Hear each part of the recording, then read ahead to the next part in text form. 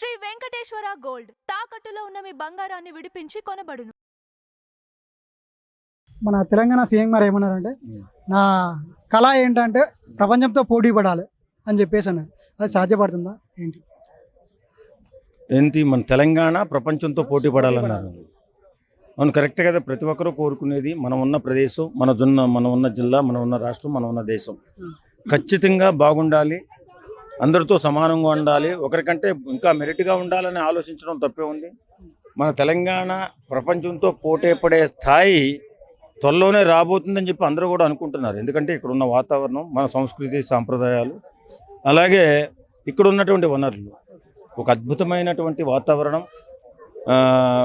ఇప్పటికే డెవలప్ అయినటువంటి మన ప్రదేశం, మన హైదరాబాద్ సిటీ ఇండియాలోనే త్వరలో అంటే ఒక 2-3 సంవత్సరాలు 5 సంవత్సరాల్లో నెంబర్ 1 స్టేట్గా రాబోతుంది. అలాగే ప్రపంచంలో కూడా ప్రపంచ రాజధానులతో కూడా ఇది పోటీ పడే అవకాశం కనపడుతుంది. ఆ దిశగా పరుగులు తీస్తుంది. కాబట్టి రేవంత్ రెడ్డి గారు అనడంలో తప్పే ఉంది. ఆయన ఒక ముఖ్యమంత్రిగా, రాష్ట్రాభివృద్ధి కోరుకునే వ్యక్తిగా, ఘనత సాధించాలి, గణనీయంగా అభివృద్ధి సాధించాలని కోరుకునే వ్యక్తిగా, నిరంతరం శ్రామికుడిగా పనిచేస్తాడు అతను. కానీ కొందరు ఏమంటున్నారంటే ఫస్ట్ అయితే స్టూడెంట్స్ మీద ఫోకస్ చేయండి, వాళ్ళకి జాబులు లేవు, వాళ్ళకి జాబులు ఇచ్చిన దాని తర్వాత అంత పెద్ద గోల్ పెట్టుకోండి అని చెప్పేసి అంటున్నారు.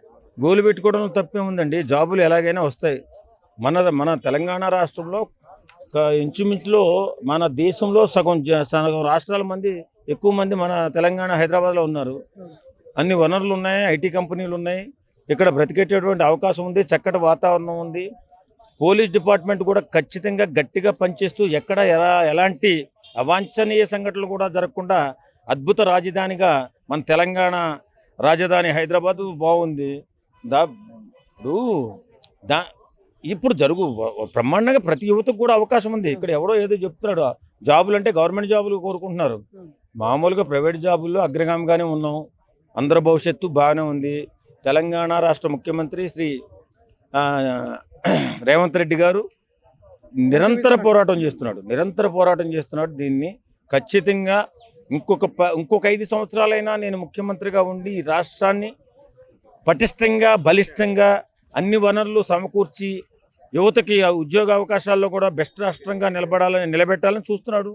ఆయన డ్రీమ్ అది, ఆయన కలది 2 సార్లు ముఖ్యమంత్రి చేయాలని, ప్రపంచంలోనే నెంబర్ 1 రాజధానిగా, అని ఇండియాలో నెంబర్ 1 రాజధానిగా ప్రపంచంలో కూడా పోటీ పడే విధంగా ఉండాలని హైదరాబాద్ ఉన్నాడు. తప్పేం లేదు. ఆయన ఆశ నెరవేరాలని మనం ఆకాంక్షిద్దాం. సో ఇదే అండి పబ్లిక్ని అడిగితే వాళ్ళు చెప్పిన రివ్యూ ఏంటంటే నిజమే, ప్రపంచంతో పోటీ పడవచ్చు, బాగుంటుంది, అభివృద్ధి దిశ కూడా వెళ్తుంది అని చెప్పేసి చెప్పడం జరుగుతుంది. ఇంకా వేరే పర్సన్ కూడా మనం అడుగుదాము రండి.